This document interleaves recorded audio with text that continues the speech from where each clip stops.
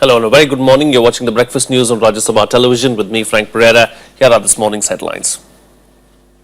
Prime Minister Narendra Modi takes on the opposition campaign on the land bill in his radio address. Man Ki Baat clarifies farmers' doubts on the bill, says his government is open to changes. Finance Minister Arun Jaitley hopes PSUs will follow the RBI in cutting rates, insists there is no disconnect with RBI on regulating money markets. Jammu and Kashmir Assembly passes resolution condemning last week's twin terror attacks in the state. Chief Minister Mufti Mohammad Saeed tells Pakistan to rein in terrorists.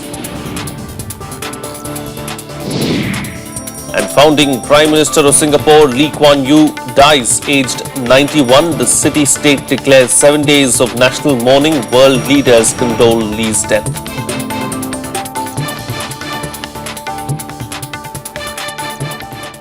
Well, amidst an ongoing logjam on the land bill and the opposition sharpening its attack on the government on the contentious bill, Prime Minister Narendra Modi took the opposition's campaign head-on in his Man Ki Baat address yesterday. He told listeners that lies were being spread over the measure for political reasons just to create confusion. Modi maintained that the government is willing to consider any changes in the land bill that would be beneficial to the farmers. Here's more. मेरे प्यारे किसान भाइयों और बहनों, Prime Minister Narendra Modi today reached out to farmers across the country. His 35-minute radio address focused on the government's land acquisition bill that he said was not anti-farmer. हमारा इरादा यही है कि किसानों का भला हो, किसानों के संतानों का भी भला हो, गांव का भी भला हो, और इसलिए कानून में अगर कोई कमियां हैं तो दूर करनी चाहिए. तो हमारा एक प्रामाणिक प्रयास कमियों को दूर करना है. Modi also insisted that the opposition parties were misleading the farmers by spreading rumors and false propaganda. मैं हैरान हूं कि कैसे कैसे भ्रम फैलाए गए हैं. अच्छा हुआ आपने छोटे छोटे सवाल मुझे पूछे हैं. मैं कोशिश करूंगा कि सत्य आप तक पहुंचाऊं. आप जानते हैं भूमि अधिग्रहण का कानून 120 साल पहले आया था. देश आजाद होने के बाद भी 60-65 साल वही कानून चला, और जो लोग आज किसानों के हमदर्द बनकर के आंदोलन चला रहे हैं, उन्होंने भी इसी कानून के तहत देश को चलाया, राज किया, और किसानों का जो होना था हुआ. The Prime Minister said for any planned project, the government will only acquire the land that was needed, and that too only as a last resort. He said his government still remained open to changes in the bill. जिसकी मालिकी सरकार की है और जो गांव की भलाई के लिए है, गांव के किसानों की भलाई के लिए है, जो किसानों के भावी पीढ़ी की भलाई के लिए है, जो गांव के गरीबों की भलाई के लिए है, जो गांव के किसान को बिजली पानी मुहैया कराने के लिए, उनके लिए इस भूमि अधिग्रहण बिल में कमियां थी, उस कमियों को दूर करने का हमारा एक प्रामाणिक प्रयास है. और फिर भी मैंने पार्लियामेंट में कहा था कि अभी भी किसी को लगता है कोई कमी है तो हम इसको सुधार करने के लिए तैयार हैं. He added that under the previous government's law, the farmers received no more compensation than under the old law enacted 120 years ago. He said his government had fixed this. The Prime Minister assured farmers that they will be fully compensated for their recent crop losses that are being assessed. Bureau Report, Rajya Sabha TV. Well, let's listen in to reactions from the farmers community now. जो भी किसानों के हित में bill बनेगा, नियम बनेगा, वो किसानों के हित में होगा. किसानों को डायरेक्ट फायदा मिलने वाला है. तो भूमि अधिग्रहण वाला मामला है, जो बड़े बड़े धन्ना सेठ आते हैं यहाँ पर कब्जा कर लेते हैं जमीनों पर, किसान भाइयों को बेहला फुसला के कम पैसे देते हैं, तो ये सब इसका फर्क पड़ेगा. इसका मोदी जी मन की बात कहते हैं परंतु पूरी कोई नहीं करते. जमींदार घाटे में ही चल रहा है. इनकी भूमि कम होती जा रही है. पिछले आंकड़े देखते हुए और वस्तुओं के रेट ज्यादा बढ़ते हैं, परंतु फसल का क्रॉप का रेट उसकी रेसों के अनुसार कम बढ़ता है, जिससे जमींदार घाटे में चल रहे हैं. कुछ प्राकृतिक के ओले बरसात, इस वजह से जमींदारों को कोई प्रॉफिट नहीं है. मन की बात में कोई बात नहीं है जी, कोई सच्चाई नहीं है, इसमें कोई सच्चाई नहीं है. मन की बात लागू करनी है, अगर जमींदारों को दे देना, स्वामीनाथन आयोग की रिपोर्ट है, उसको लागू करो. पिछले दिनों में बहुत खाद की कमी रही है, कोई रेट नहीं मिला जमींदार को, मन की बात से क्या होता है जी, बात से कुछ नहीं होता। क्या आवश्यकता पड़ी जो 2013-14 के नई कानून लेकर के आई यूपीए सरकार, उसमें संशोधन करने की और नए कानून लेके आने की? संशोधन करनी थी तो उसमें जो खामियां हैं उनके लिए कुछ पॉइंट है, इसको ही संशोधन किया जाना था, न कि कोई नया भूमि अधिग्रहण बिल लाई जानी चाहिए। Moving on now, Finance Minister Arun Jaitley has scorched talk of differences between the government and the RBI over regulating the money market. Jaitley was addressing the RBI board on his proposals in the Union Budget for 2015-16. He also maintained that the government often takes the opinion and suggestions of the RBI. Here's more. Finance Minister Arun Jaitley on Sunday insisted that there was no disconnect between the RBI and the government, while hoping that banks will follow the central bank in reducing interest rates. Jaitley said regular interactions do take place with the RBI and the government often takes its opinions and suggestions. All issues which concern both our institutions are regularly discussed. We have complete free and frank discussions, and therefore there is no question of any disconnect, that's the word you used, between the bank and the government. I have repeatedly clarified that. On future interest rate cuts, RBI Governor Raghuram Rajan said it would depend on the pattern of inflation. He also said the central bank will carefully watch the impact on unseasonal rains and hailstorm on the price situation. He also backed a government plan to hand over public debt management to a new agency as the two sides played down reports of friction over the biggest regulatory shake-up in the generation. A public debt management agency as a professional organization independent of the central bank, independent of the government, is something that is desirable because it puts some discipline on the government debt process and also frees regulation of the need to create some sort of financial repression. I think as a concept and enabling that concept, it's a very worthwhile move. Reports had quoted Finance Ministry sources saying that officials at the Reserve Bank of India has reservations about all proposed changes. Rajan also answered questions on the fiscal deficit situation. He said the government had taken a number of steps and much would depend on the external and internal environment, especially the disinvestment program that's dependent on the markets. Bureau Report, Rajya Sabha TV. Joining me for a chat this morning to talk about this is senior journalist Priya Ranjan Dash. Good morning. Thank you for joining me on the program, Priya Ranjan. As far as the rift is concerned, the finance minister has time and again said that there is no rift really with the RBI. But there are several reports in the media which claim that there are indeed rifts, and this rift is because, the rules and regulations are going to be changed as far as interest rate, setting of interest rates is concerned. So is that really the problem, or is there no problem at all? Well, there is no question of it's a kind of a media creation that you would like to see a rift between the Reserve Bank of India and the Government of India. Now, because Reserve Bank of India, under our scheme of things, is not like the US Federal Reserve, because Reserve Bank of India doesn't directly report to Parliament.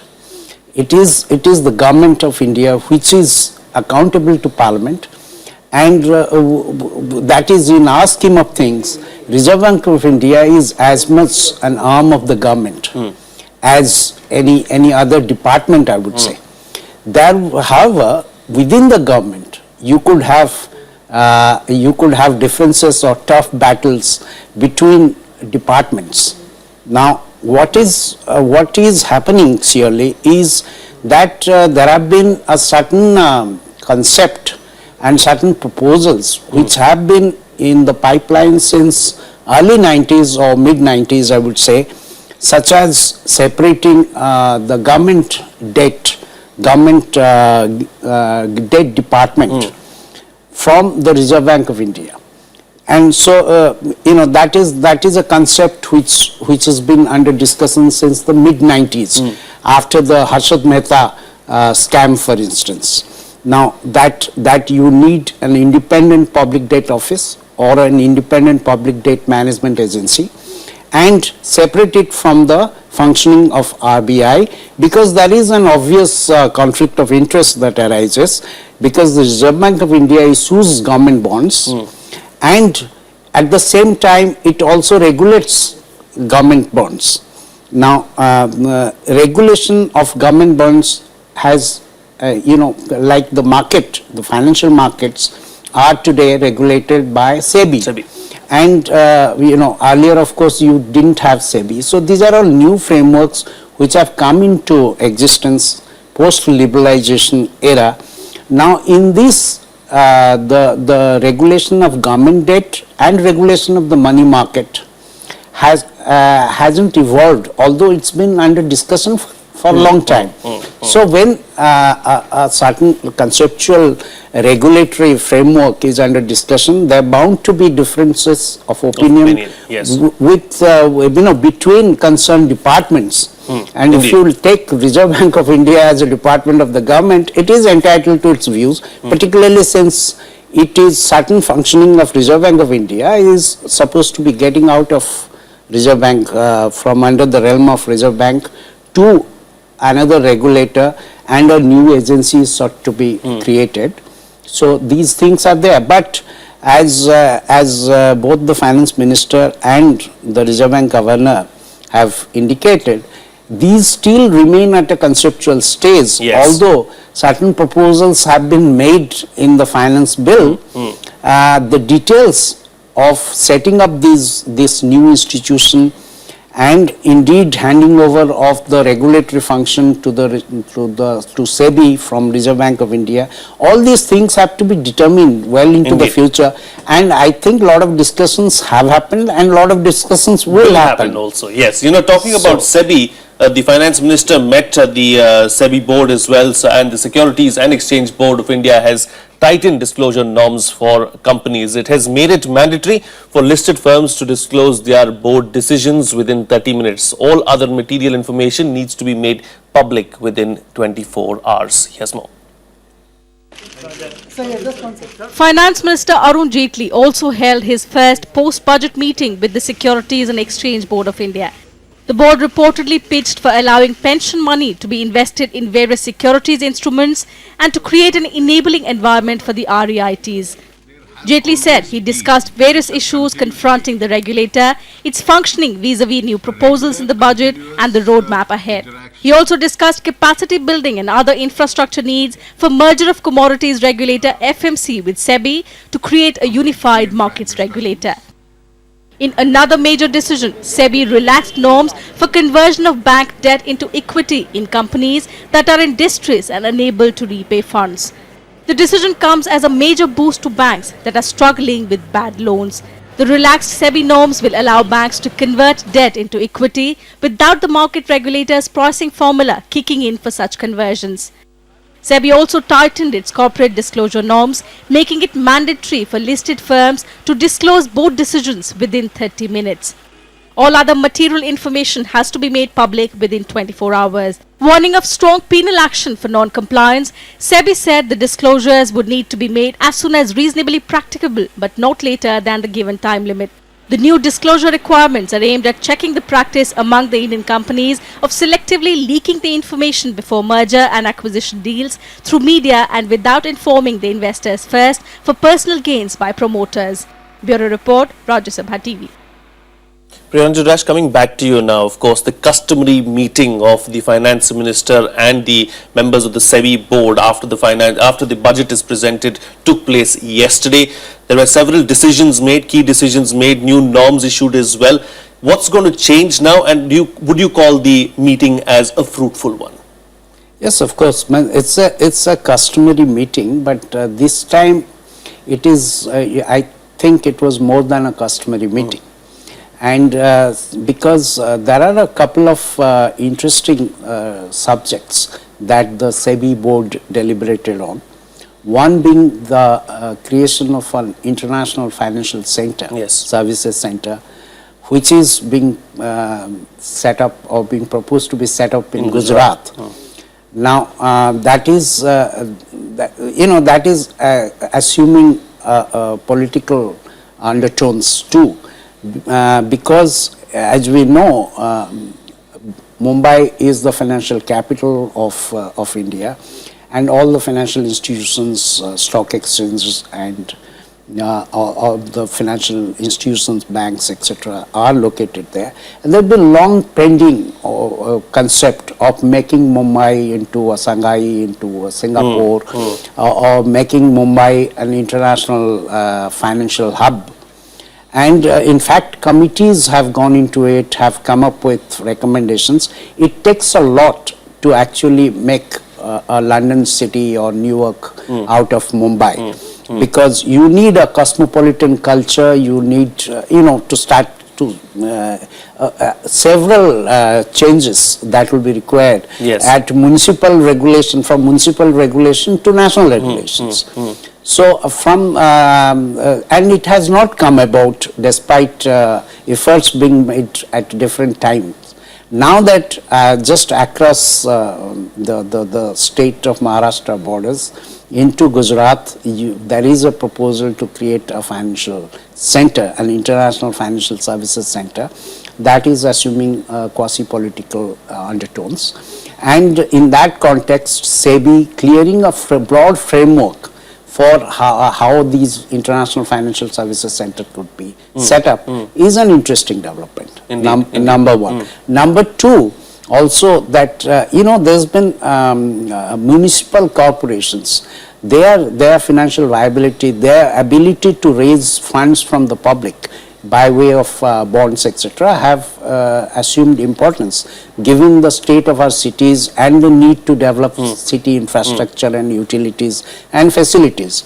Now, the municipal bodies, how they can raise bonds. There have been very rare occasions where municipalities in the past, one or two, were allowed to raise bonds, and those actually have been successful attempts. Now that a framework again SEBI has come out with a framework and guidelines as to how the municipalities could go raise bonds, that's another interesting development, I would say. Indeed. Several key interesting developments. We'll have to wait and watch how it pans out and what really happens. Thank you so much, Priya Ranjan Dash, for putting things into perspective for us and sharing your expertise on this particular subject.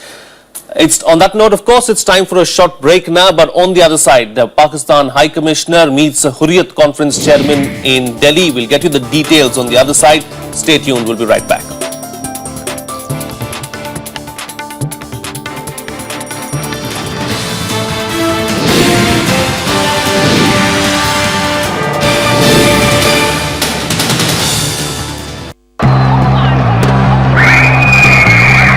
Assam has witnessed ethnic violence for decades. The state is home to the largest number of internally displaced people in the world. For kids like him, these relief camps have become permanent settlements as the inmates refuse to go back to their villages out of fear. Why have successive governments failed to tackle this vexed problem?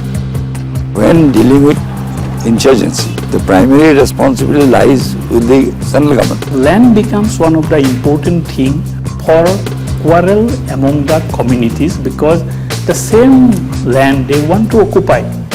Watch our special report, The Anatomy of Violence, only on Rajya Sabha television.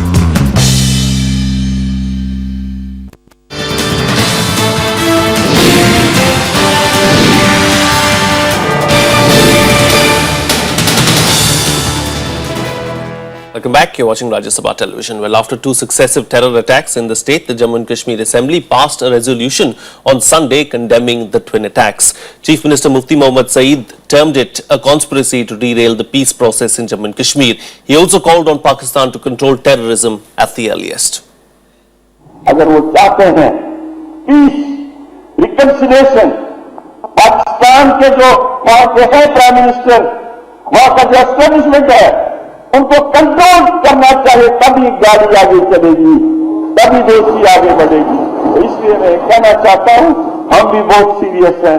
Jammu and Kashmir Chief Minister Mufti Mohammad Saeed condemning the twin terror attacks in the state while urging neighbouring Pakistan to take effective steps to tackle terrorism. Mufti said the attacks in Samba and Kathua were an attempt to derail the peace process in the state.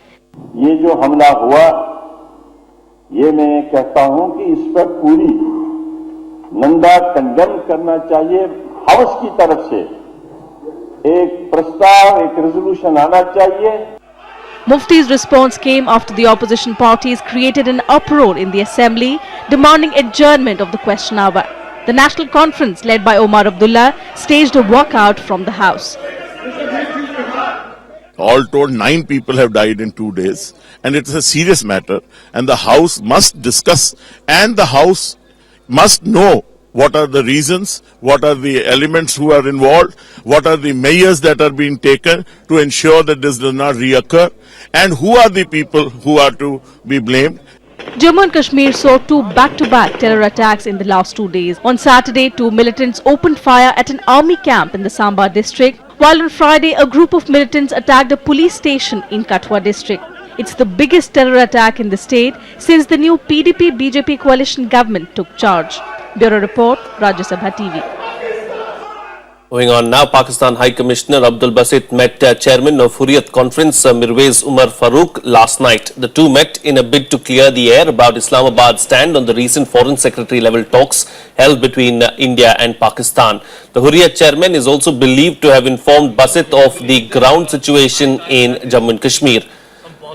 Mirwaiz is leading a team of 7 members to participate in the Pakistan Day celebrations today. This meeting comes a fortnight after Basit met hardline Hurriyat leader Syed Ali Shah Gilani and updated him about the talks. Whole idea behind meeting people, whether from Delhi or Islamabad, is to re-engage, is to start talking, and that is the key. If you are not talking, if you're not deliberating on issues, how do you move forward? And everybody is of the same view that this is a political problem and it has to be solved by all the stakeholders. Meanwhile, the Home Ministry has sought a report on a major fire that broke out in the Parliament complex on Sunday afternoon. There were no reports of any injuries in the fire that was brought under control by nearly 10 fire tenders. A huge cloud of smoke billowed out of the complex in the high security area for nearly an hour. Fire department officials said that the blaze started in the AC plant on the premises. President Pranab Mukherjee also expressed serious concern over the fire and asked for an urgent inquiry into its cause. This was the second fire inside the complex in the last few days, as a minor fire was reported in the AC wiring at gate number 5 on Thursday. The AC power plant is on the periphery of the Parliament complex near the reception area. Delhi Fire Services officials said sparks caused by welding done during maintenance work caused the fire. Well, let's now bring you up to date with all the other major news stories to look out for in the day ahead. India will be hosting Vice President of Cuba Miguel Diaz-Canel, who will arrive in Delhi today for a 3-day trip. Vice President Mohammad Hamid Ansari will be hosting his Cuban counterpart at his residence in the morning. The Cuban Vice President will also be meeting the country's top leadership, including Prime Minister Narendra Modi and President Pranab Mukherjee. The meetings are likely to focus on enhancing cooperation in sectors like healthcare and biotechnology. This will be the first high-level interaction between Cuba and the Modi government. It is the last chance for Sahara Group to negotiate a deal for its chief Subroto Roy's release. A deadline to submit the new proposal to raise funds ends today. The Supreme Court had on the 13th of March given the conglomerate the third and last opportunity to sell its offshore properties and raise money to reimburse its investors. The court will appoint a receiver and auction the group's properties if it fails to submit a proposal to raise funds. Delhi Chief Minister Arvind Kejriwal has urged the people to observe Shaheed Divas as Desh Divas and do good work for the country in memory of the martyrs who have laid down their lives for the country. The party will also launch its agitation against the land acquisition bill and the dues of sugarcane farmers in Uttar Pradesh today, with party leader Sanjay Singh already in the state to lead the agitation. Moving on to some international news now. The former Prime Minister of Singapore, Lee Kuan Yew, died early morning today. He was 91. The city-state's founding Prime Minister, who ruled with an iron grip for 31 years, was widely respected as the architect of Singapore's prosperity. Lee is credited with transforming Singapore from a small port city to a wealthy global hub. Here's more. The founding father of Singapore, Lee Kuan Yew, passed away at a Singapore hospital early morning on Monday. 91-year-old Yew had been in hospital for several weeks with severe pneumonia. Singapore has declared 7 days of national mourning and will hold a state funeral for Lee on March 29th. The Prime Minister is deeply grieved to announce the passing of Mr. Lee Kuan Yew, the founding Prime Minister of Singapore. Mr. Lee passed away peacefully at the Singapore General Hospital today at 3:18 a.m. He was 91. Lee oversaw Singapore's independence from Britain and separation from Malaysia. A Cambridge-educated lawyer, Lee led Singapore through merger with and then separation from Malaysia, something that he described as a moment of anguish. The whole of my adult life, I have believed in Malaysian merger and the unity of these two territories. As a people connected by geography, economics, and ties of kinship. Credited with transforming Singapore from a small port city to the wealthy global hub it is today, Lee was also criticized for his iron grip on power.